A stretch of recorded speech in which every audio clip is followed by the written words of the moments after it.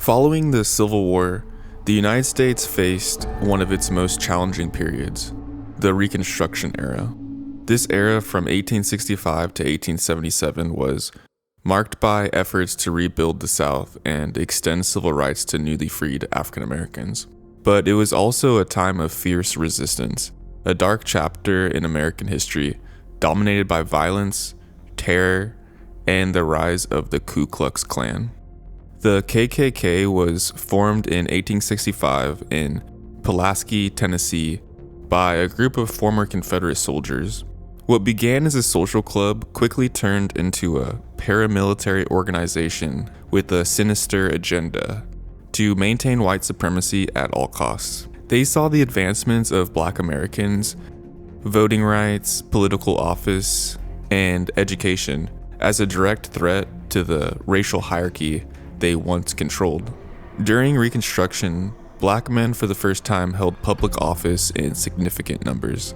Figures like Hiram Revels, the first African American U.S. Senator, and other state and local leaders became symbols of progress and equality. But this progress was met with violent opposition. The Klan used fear and brutality to suppress Black political participation. They burned homes, lynched individuals, and attacked entire communities.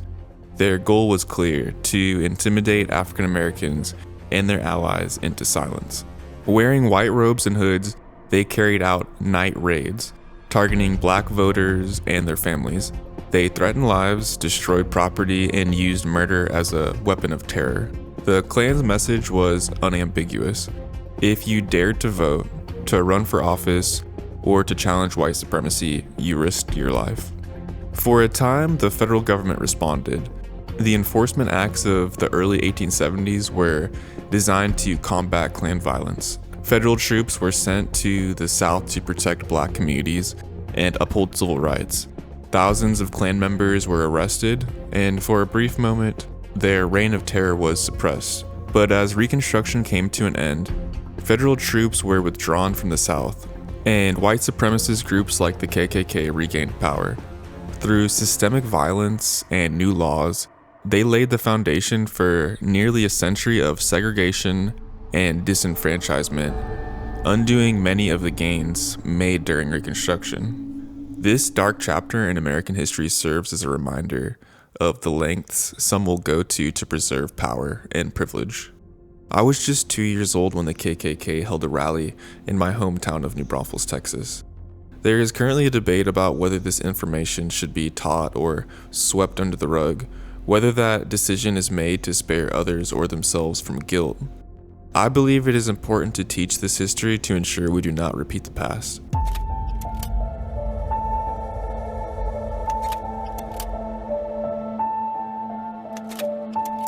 I learned about Constant Lecorne from my aunt, a woman named Maud Lecorne, when I was a child. But I didn't pay attention to his story until many years later. Since about 5 years ago, when violent white supremacy has become part of the bread and butter of American politics, I thought it would be important to tell the story of a family member who was a violent white supremacist.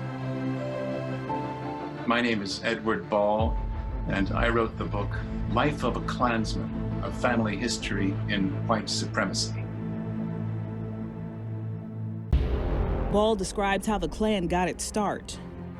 The phrase Ku Klux Klan was coined by the founders of the group in 1866, a group of 6 men in Tennessee who probably belonged to fraternities and Greek societies when they were in their college years, and they said to themselves, we need to call ourselves something mysterious.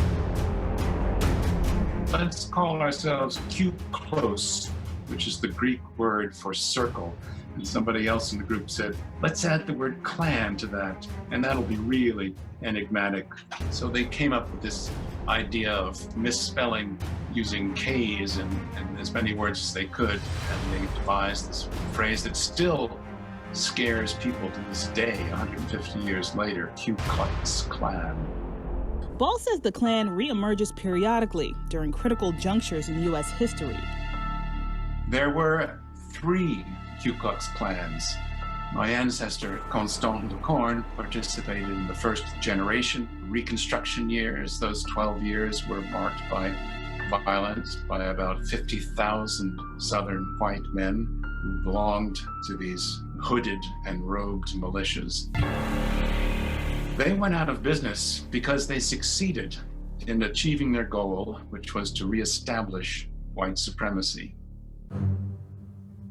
50 years later, the second Ku Klux Klan erupts in the mid-19-teens after a very popular movie called Birth of a Nation, which celebrated the Ku Klux victories of the Reconstruction Era. They were somewhat less violent, but they supported anything and everything that would exclude people of color from achieving their rights as citizens, and they opposed immigration of certain classes and nations to this country. During the Civil Rights Movement 50 years ago, the third Klan erupts. The community was greatly disturbed to find this extremist organization in its midst. And these were scattered militias of 10 to 100 men in the states of the Deep South who harassed civil rights workers and sometimes set off bombs in front of people's houses and burned crosses. And they were trying to torment the civil rights movement out of existence. Thank you so much for watching, and if you found this video informative, please like, share, and subscribe to support more educational content.